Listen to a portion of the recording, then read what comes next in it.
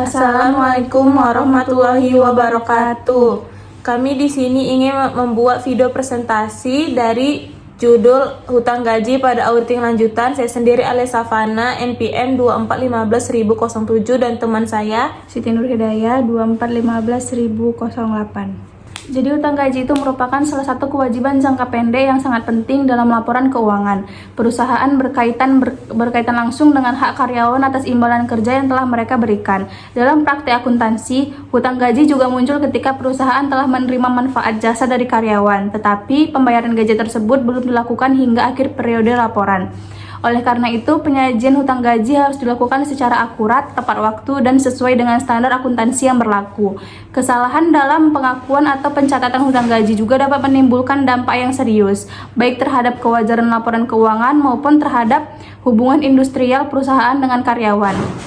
Selain itu, audit atas hutang gaji tidak hanya berkaitan dengan aspek keuangan, tetapi juga menyentuh aspek kepatuhan terhadap peraturan ketenagakerjaan dan perpajakan. Perusahaan wajib mematuhi ketentuan upah minimum, jam kerja, lembur, serta kewajiban pemotongan pajak penghasilan dan iuran jaminan sosial. Ketidakpatuhan terhadap regulasi tersebut dapat menimbulkan sanksi hukum dan merusak reputasi sebuah perusahaan. Dengan demikian, auditor perlu menilai apakah sistem penggajian perusahaan telah dirancang dan dijalankan secara efektif untuk menjamin kepatuhan dan keandalan informasi keuangan. Selanjutnya, definisi hutang gaji. Menurut PSAK 24 dijelaskan bahwa imbalan kerja merupakan seluruh bentuk imbalan yang diberikan oleh entitas kepada karyawan sebagai imbalan atas jasa yang telah diberikan. Imbalan kerja jangka pendek yang mencakup gaji, upah, tunjangan, bonus, dan pembayaran rutin lainnya diakui sebagai kewajiban pada saat karyawan telah memberikan jasa kepada perusahaan dan perusahaan memiliki kewajiban untuk membayar imbalan tersebut. Dengan demikian, hutang gaji merupakan kewajiban yang timbul karena adanya imbalan kerja jangka pendek yang belum dibayarkan sampai dengan akhir periode pelaporan dan disajikan sebagai liabilitas jangka pendek dalam laporan posisi keuangan. Selain PSAK 24, pengakuan hutang gaji juga berkaitan dengan PSAK 1, yaitu penyajian laporan keuangan yang mewajibkan perusahaan menyajikan kewajiban secara wajar, lengkap, dan dapat dipahami serta memisahkan kewajiban jangka pendek dan jangka panjang. Oleh karena itu, hutang gaji harus diungkapkan secara jelas sebagai bagian dari kewajiban lancar agar mencerminkan posisi keuangan perusahaan yang sebenarnya. Yang kedua, menurut para ahli, menurut Mulyadi 2016, hutang gaji adalah kewajiban perusahaan kepada karyawan atas jasa yang telah diterima tetapi belum dibayarkan sampai dengan tanggal tertentu dan harus diakui sebagai beban dan kewajiban dalam periode terjadinya transaksi. Pendapat ini menegaskan bahwa hutang gaji merupakan konsekuensi langsung dari aktivitas operasional perusahaan. Menurut Heri 2020 menyatakan bahwa hutang gaji merupakan bagian dari kewajiban lancar yang timbul karena adanya kompensasi karyawan yang sudah menjadi hak karyawan tetapi belum dibayarkan oleh perusahaan. Hutang gaji mencerminkan tanggung jawab perusahaan terhadap karyawan dan menunjukkan kewajiban yang harus segera diselesaikan. Sementara itu, menurut Arens, Elder, dan Besley 2019 dalam perspektif audit, akun kewajiban seperti hutang gaji memiliki resiko tinggi terjadi salah saji material karena melibatkan volume transaksi yang besar, perhitungan rutin, serta potensi kekurangan. Oleh karena itu, hutang gaji harus diperiksa secara cermat dalam audit lanjutan untuk memastikan kewajaran sesuai dengan standar akuntansi yang berlaku. Jadi di sini ada karakteristik hutang gaji. Hutang gaji memiliki karakteristik khusus yang membedakannya dari kewajiban lain dan menjadikannya sebagai salah satu akun yang memiliki tingkat risiko tinggi dalam audit lanjutan. Karakteristik ini penting dipahami auditor agar proses pemeriksaan dapat dilakukan secara tepat dan menyeluruh. Yang pertama itu merupakan kewajiban jangka panjang. Yang kedua, timbul dari prinsip akrual. Yang ketiga, memiliki volume transaksi yang tinggi. Yang keempat, mengandung unsur perhitungan yang kompleks. Yang kelima, beresiko tinggi terhadap salah saji material. Yang keenam, berkaitan dengan kepatuhan terhadap regulasi. Dan yang terakhir, mempengaruhi laporan keuangan secara signifikan. Jadi tujuan audit hutang gaji itu, audit atas hutang gaji merupakan bagian penting dari audit lanjutan karena akun ini memiliki pengaruh besar terhadap kewajaran laporan keuangan, serta berkaitan langsung dengan hak karyawan dan kewajiban perusahaan.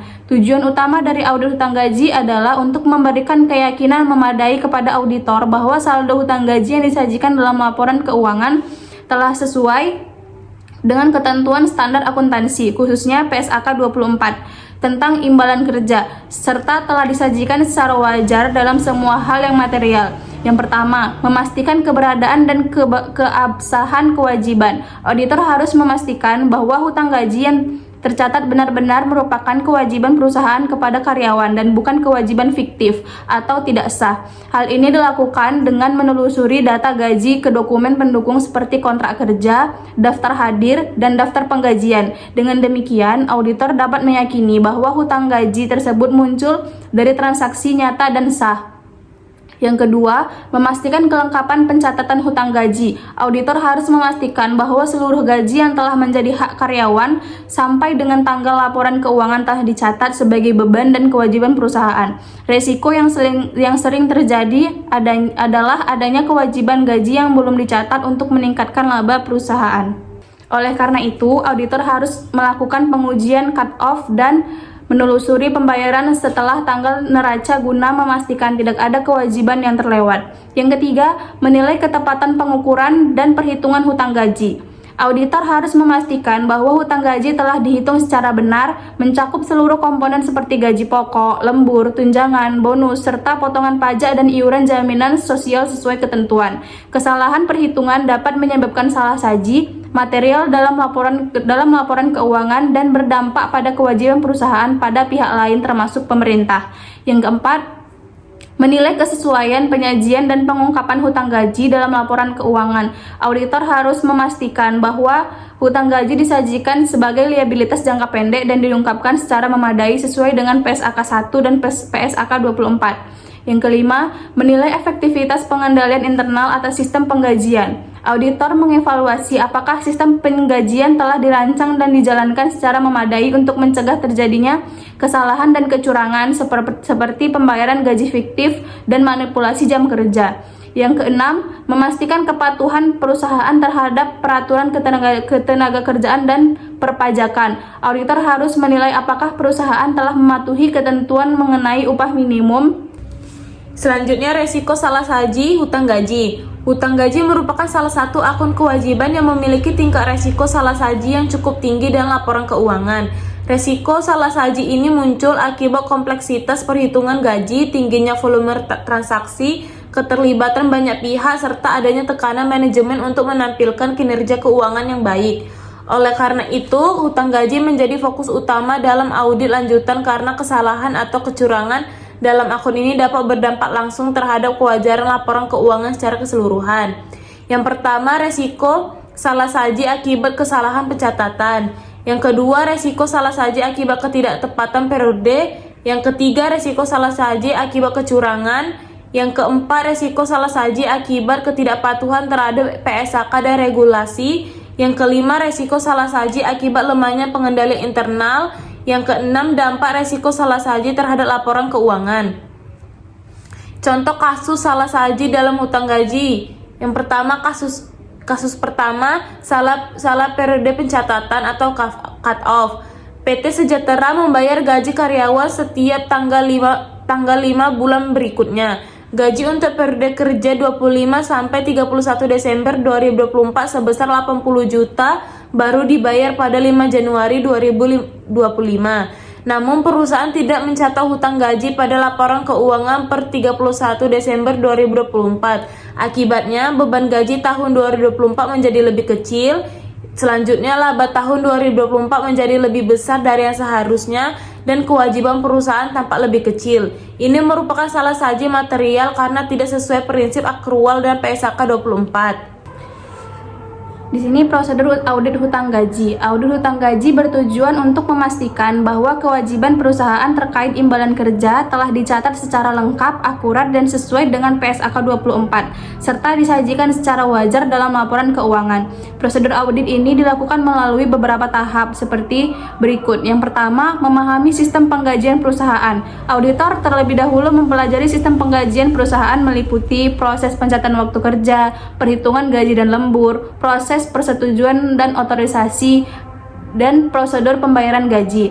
Pemahaman ini penting untuk mengidentifikasi titik risiko dalam kelemahan pengendalian internal. Yang kedua, evaluasi pengendalian internal. Auditor menilai efektivitas pengendalian internal dengan yang pertama, menguji pemisahan tugas antara bagian HRD, payroll, dan keuangan, menilai sistem otorisasi perubahan data karyawan, dan menilai sistem persetujuan daftar gaji, menilai keamanan data penggajian. Pengendalian internal yang baik akan menurunkan resiko salah saji hutang gaji. Yang ketiga, pengujian kepatuhan atau test of control. Auditor menguji apakah pengendalian internal dijalankan secara konsisten, misalnya memeriksa bukti persetujuan daftar gaji, memastikan perubahan gaji memiliki dokumen pendukung, menguji akses sistem payroll. Dan yang keempat, pengujian substantif atas hutang gaji. Auditor melakukan pemeriksaan langsung terhadap saldo hutang gaji dengan menelusuri perhitungan gaji ke kontrak kerja dan daftar hadir, menghitung ulang gaji lembur, tunjangan dan potongan, memeriksa perhitungan pajak dan iuran BPJS, dan memeriksa jurnal hutang gaji. Yang kelima, pengujian cut-off. Auditor memastikan gaji dicatat pada periode yang benar dengan satu, memeriksa gaji beberapa hari sebelum dan sesudah tanggal neraca. Yang kedua, menelusuri pembayaran setelah tanggal neraca. Yang ketiga, memastikan kewajiban akhir periode telah dicatat sebagai hutang gaji. Yang keenam, konfirmasi dan rekonsiliasi. Auditor mencocokkan total hutang gaji dengan buku besar, data payroll dengan laporan keuangan, dan pembayaran gaji setelah tanggal neraca dengan saldo hutang gaji. Yang ketujuh, evaluasi kepatuhan terhadap PSAK dan regulasi. Auditor memastikan pengakuan dan pengukuran hutang gaji sesuai PSAK 24, penyajian sesuai PSAK 1, dan kepatuhan terhadap pajak dan peraturan ketenaga kerjaan. Yang terakhir, penyusunan kesimpulan audit. Auditor mengevaluasi seluruh bukti audit dan menyimpulkan apakah hutang gaji telah disajikan secara wajar, bebas dari salah saji material, dan sesuai standar akuntansi dan regulasi yang berlaku. Yang terakhir, ada contoh kasus dan jurnal hutang gaji audit lanjutan. PT Maju Jaya membayar gaji karyawan setiap tanggal 5 bulan berikutnya. Pada akhir periode 31 Desember 2024, perusahaan masih memiliki kewajiban gaji untuk periode kerja 26 sampai 31 Desember 2024 sebesar 60 juta yang belum dibayarkan. Analisis auditor, karena karyawan telah memberikan jasa pada bulan Desember, maka menurut prinsip akrual dan PSAK 24, gaji tersebut harus diakui sebagai beban dan hutang pada periode 24, meskipun pembayaran dilakukan Januari 2025. Contoh jurnal hutang gaji pada 31 Desember 2024 atau pengakuan hutang gaji, beban gaji di debit sebesar 60 juta dan hutang gaji di kredit sebesar 60 juta. Pada 5 Januari 2025, saat gaji dibayar, hutang gaji di debit sebesar 60 juta dan kas di kredit sebesar 60 juta. Jadi kesimpulan dari presentasi ini, itu hutang gaji merupakan salah satu kewajiban jangka pendek yang memiliki peranan penting dalam laporan keuangan karena berkaitan langsung dengan hak karyawan dan mencerminkan tanggung jawab perusahaan atas jasa yang telah diterima. Dalam audit lanjutan, akun hutang gaji memiliki tingkat risiko yang tinggi terhadap salah saji material karena melibatkan volume transaksi yang besar, perhitungan yang kompleks, serta potensi kesalahan dan kecurangan. Oleh karena itu, pemeriksaan hutang gaji memerlukan perhatian khusus dan prosedur audit yang sistematis serta menyeluruh. Pelaksanaan audit hutang gaji juga bertujuan untuk memastikan bahwa pengakuan, pengukuran, penyajian, dan pengungkapan hutang gaji telah sesuai dengan ketentuan PSAK 24 tentang imbalan terkait gaji, tentang imbalan kerja dan standar akuntansi yang berlaku. Auditor harus memastikan bahwa seluruh kewajiban terkait gaji telah dicatat secara lengkap, akurat, dan pada periode yang tepat sesuai prinsip akrual. Selain itu, auditor juga harus menilai efektivitas pengendalian internal atas sistem penggajian guna meminimalkan risiko terjadinya kesalahan dan kecurangan. Sekian dari hasil presentasi kami. Jika ada kesalahan kami mohon maaf. Kami ucapkan Assalamualaikum warahmatullahi wabarakatuh.